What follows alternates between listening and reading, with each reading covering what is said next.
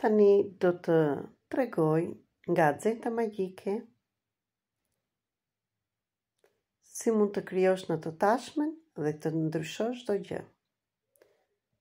Shumica e njerëzve jetojnë duke përsëritur modele të së kaluarës. Kjo do të thotë se ata lëshojnë të njëjtat vibrime të ultra vazhdimisht. Për të ndryshuar realitetin, ne duhet të krijojmë një të tashme të re emocionale, bazuar në të ardhmen që duam. Cili veprim i thjesht ndihmon më shumë për të bërë ndryshimin në jetën tonë? Fuqia e mirënjohjes. Mirënjohja është një nga frekuencat më të larta.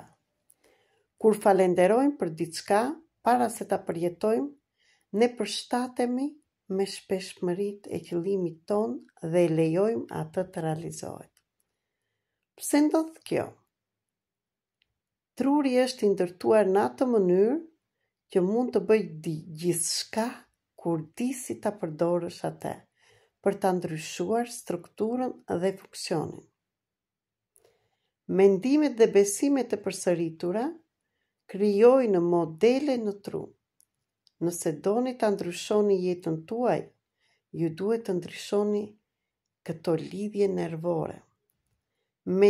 Meditimi dhe vizualizimi janë mjetet që ndihmojnë në krijimin e lidhjeve të reja, bazuar në frekuencat më të larta.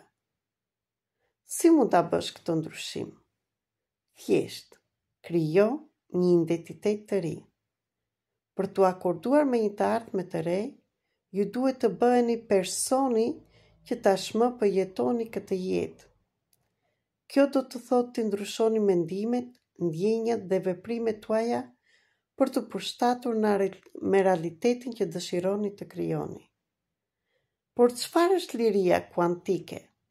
Është pafundësia e mundësive dhe këtu mund të them se në një nga mendimet e thella që më është thënë, se shqiptarët do të ndihmohen duke bërë terapi kuantike.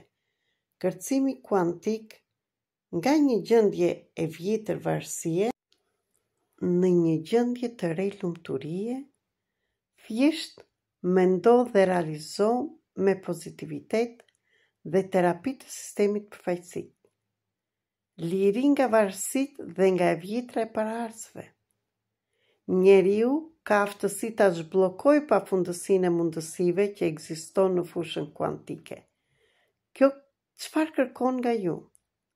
Shkëputje nga ngarkesat emocionale të së kaluarës. Krijimi një gjendje emocionale në përputhje me të ardhmen e dëshiruar dhe praktika e përditshme përmes meditimit dhe vizualizimit. Domethënë, të vizualizosh atë që ti vërtet mendon. Konkluzioni: mendimet dhe ndjenjat tona krijojnë jetën tonë. Duke kultivuar emocione pozitive, duke ndryshuar me vetëdije besimet tona dhe konsciencën energjetike, ne mund të përshtatemi me realitetin që dëshirojmë të jetojmë. Ju uroj një ditë të mrekullueshme, të frymëzuar dhe të krijuar me vetëdije. Më ndiqni në rrjetet sociale dhe shpërndajni këto video dhe me njerëz të tjerë, sepse thjesht ndryshimi i mendimeve dhe lidhja me atë që dëshiron ty do të sjellë të realizosh çdo dëshirë. Ju ftoj të bëni regjistrimin këtu në TikTok dhe në YouTube.